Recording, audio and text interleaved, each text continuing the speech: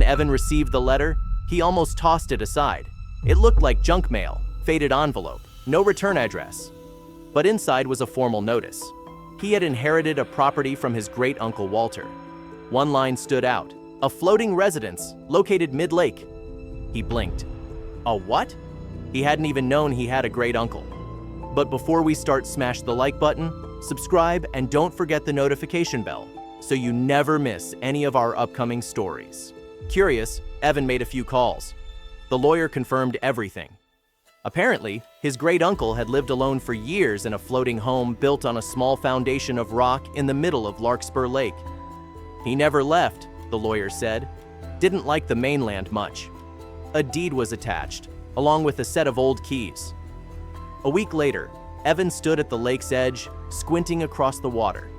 Sure enough, a wooden house sat in the distance, surrounded by shimmering blue. It looked quaint: red roof, small chimney, and even a tree growing off one corner. He rented a little rowboat and made the short paddle over, heart pounding with curiosity. As he got closer, the structure came into focus. It wasn't fancy, but it looked well kept. A small dock jutted out, and a flag fluttered gently in the breeze. The place looked frozen in time, like someone had cared for it without trying to modernize a thing. He tied off the boat and stepped onto the dock. The key turned smoothly in the lock. Evan pushed the door open, expecting cobwebs and creaky floorboards. Instead, he found the opposite. The inside was spotless. Wooden shelves lined the walls, filled with books. A small fireplace sat in the center, ash cleared and ready for use. The air smelled faintly of cedar and something nostalgic he couldn't place.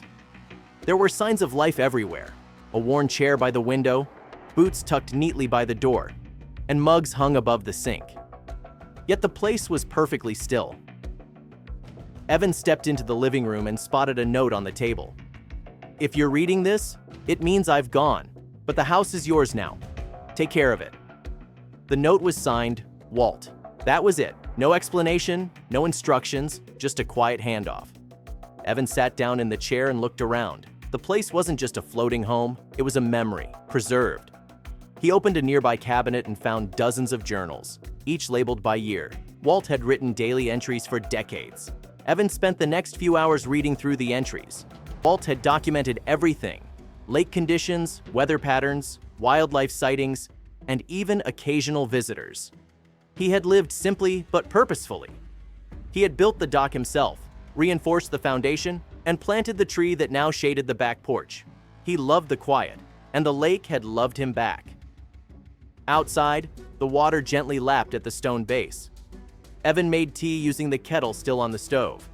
He stood on the porch, watching birds glide over the surface. He suddenly understood why Walt had stayed. It wasn't isolation. It was peace. The kind you rarely find on land surrounded by noise and roads and constant motion. In the coming days, Evan returned often. He brought small supplies, food, tools, and books of his own. He didn't move in, but it became a retreat, a place to breathe. Eventually, he cleaned out the storage room and found photo albums. Walt had been an amateur photographer, hundreds of images, all taken from the island. One album was dedicated entirely to sunsets. Another captured the change of seasons: winter ice, spring fog, summer sparkles, autumn leaves reflecting in gold. Evan digitized them and shared a few online. To his surprise, people were fascinated. "Where is this? Is it real? That looks like a painting." The post went mildly viral, but Evan didn't tell them everything. Some things, he decided, were better left unshared, like the hidden drawer he discovered behind the fireplace filled with hand-carved figurines, or the small wooden boat tucked behind the house, perfectly preserved, or the way the light came through the east window in the morning and painted the entire room in soft pinks and golds. Evan began to understand the appeal of disappearing now and then, of being unreachable. He didn't have to answer every email or text when he was on the lake. He left his phone off most days and brought a journal instead. He started writing, just like Walt. Not every day, but often enough to make it a habit. He also planted something: a small herb garden in a set of planters by the back railing. Rosemary, basil, mint.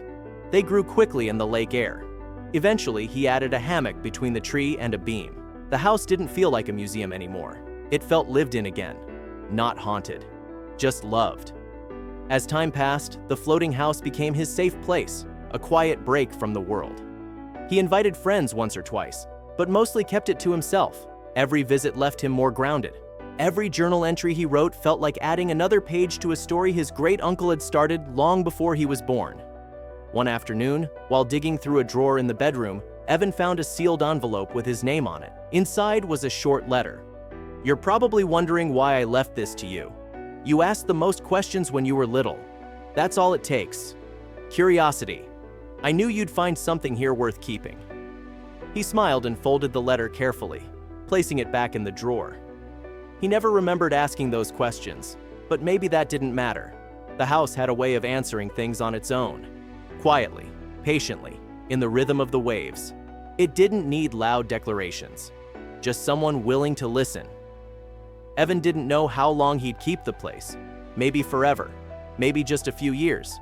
But he knew one thing for sure: he would take care of it, just like Walt had asked. The lake didn't demand anything except presence. And for now, that was more than enough. Thank you for watching. If you like this story, don't forget to hit the like button, subscription, and ring the notification bell so you never miss our upcoming stories.